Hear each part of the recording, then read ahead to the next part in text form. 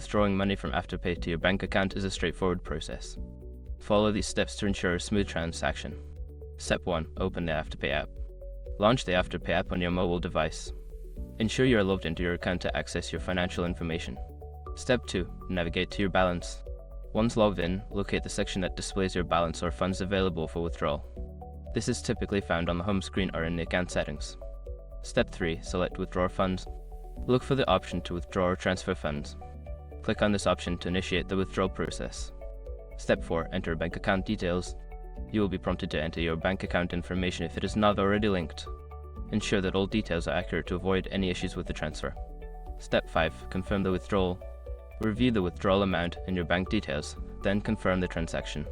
You should receive a notification once the funds have been successfully transferred to your bank account. By following these steps, you can easily withdraw money from Afterpay to your bank account. Always check for any fees or processing times associated with the withdrawal.